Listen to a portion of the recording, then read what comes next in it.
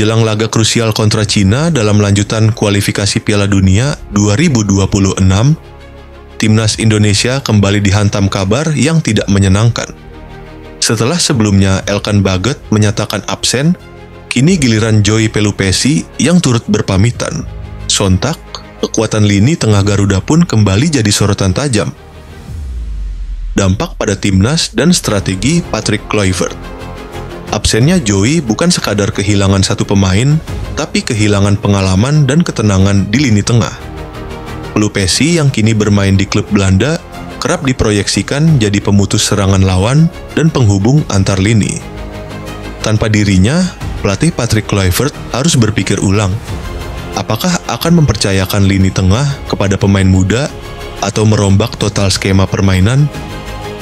Tren pemain naturalisasi yang absen situasi ini memunculkan kekhawatiran baru.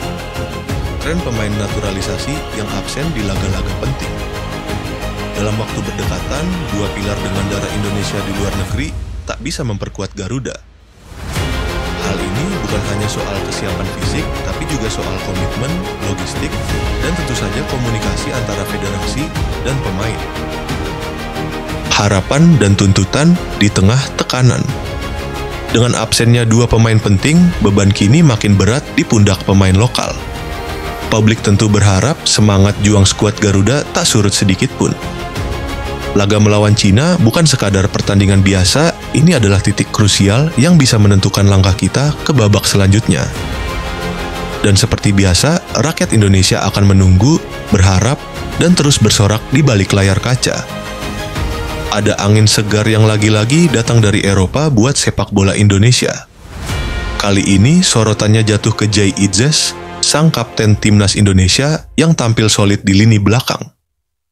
Kabar panasnya, ex-klub Cristiano Ronaldo, Sporting Lisbon, dikabarkan tertarik untuk memboyong Jay ke Liga Portugal. Nggak main-main, kode-kode ketertarikan itu mulai terasa. Mirip banget kayak yang dulu dilakukan AC Milan waktu ngintip-ngintip potensi pemain muda dari Asia. Bedanya, kali ini spotlightnya bukan ke Jepang atau Korea, tapi langsung ke Indonesia, bro.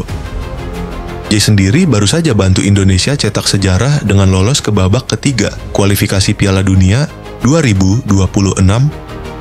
Permainannya kalem, cerdas, dan punya jiwa pemimpin yang bikin klub-klub Eropa mulai ngelirik. Sporting Lisbon kabarnya lagi cari bek tangguh dengan visi jangka panjang, dan Itzes cocok banget sama profil itu. Kalau transfer ini beneran kejadian, bukan cuma karir Jay yang naik kelas, tapi juga jadi sinyal keras. Pemain Indonesia makin diperhitungkan di level elit Eropa. Siap-siap, kita bisa lihat merah putih makin sering berkibar di kompetisi besar. Keputusan tegas datang dari pelatih timnas Indonesia, Patrick Kluivert. Dua pemain resmi dicoret dari skuad untuk laga penting lawan Cina di kualifikasi Piala Dunia 2026. Apa alasannya? Dan siapa saja yang harus mengubur mimpinya tampil di laga krusial ini? Kabar ini cukup mengejutkan karena keduanya sebelumnya ikut pemusatan latihan dan sempat masuk radar utama pelatih. Namun, setelah evaluasi internal, performa dan kondisi kebugaran menjadi pertimbangan utama. Kluivert menegaskan bahwa hanya pemain yang siap 100% secara fisik dan mental yang akan dibawa ke medan tempur. Menurut laporan dari staf pelatih, salah satu dari dua pemain tersebut sedang mengalami cedera ringan. Sementara yang satu lagi dinilai belum mampu bersaing di level intensitas tinggi seperti yang dituntut saat menghadapi Cina. Mengingat lawan yang akan dihadapi adalah tim kuat Asia, keputusan ini dianggap langkah strategis demi menjaga keseimbangan tim. Meski keputusan ini terasa pahit, namun Kluivert menunjukkan ketegasan sebagai nahkoda. Ia tak mau ambil risiko di laga sepenting ini. Kini, publik menanti siapa pengganti yang akan dipanggil dan apakah timnas bisa tampil optimal tanpa dua nama tadi. Satu yang pasti, Garuda tetap terbang dengan siapapun pemainnya. Sindiran pedas dari utara. Suhu persaingan di Asia Tenggara kembali memanas. Kali ini, Vietnam melontarkan sindiran tajam ke arah Malaysia. Bukan cuma soal hasil pertandingan, tapi soal mental dan nyali. Kalahkan kami dulu, baru bicara soal melawan Indonesia, ujar media Vietnam dengan nada menyengat. Sindiran ini langsung menyedot perhatian netizen dan pecinta sepak bola se-ASEAN. Latar belakang persaingan. Malaysia dan Vietnam memang tengah bersaing ketat di grup kualifikasi Piala Dunia 2026.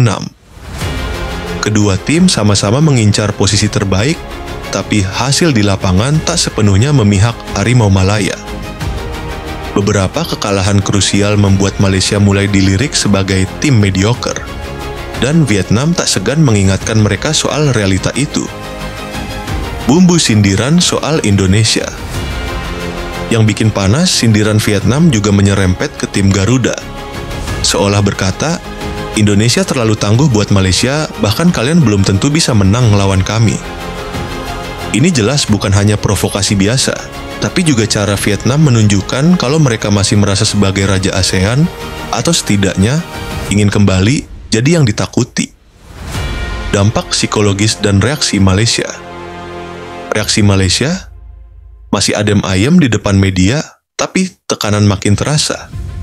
Publik mereka menuntut pembuktian nyata di lapangan.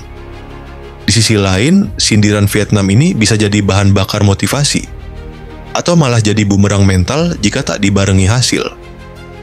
ASEAN makin panas. Yang jelas, drama sepak bola Asia Tenggara makin menarik untuk diikuti. Persaingan bukan cuma soal gol, tapi juga gengsi dan kata-kata pedas. Malaysia ditantang, Indonesia menanti, dan Vietnam seolah menepuk dada, siap mengatur ritme panasnya kompetisi ini. Satu hal pasti, jangan remehkan rival di ASEAN karena sindiran bisa berubah jadi senjata di laga berikutnya. Terima kasih sudah menonton video ini, jangan lupa like, komen, subscribe, dan nyalakan tombol loncengnya agar tidak ketinggalan informasi seputar sepak bola seluruh dunia di Gol Gila TV.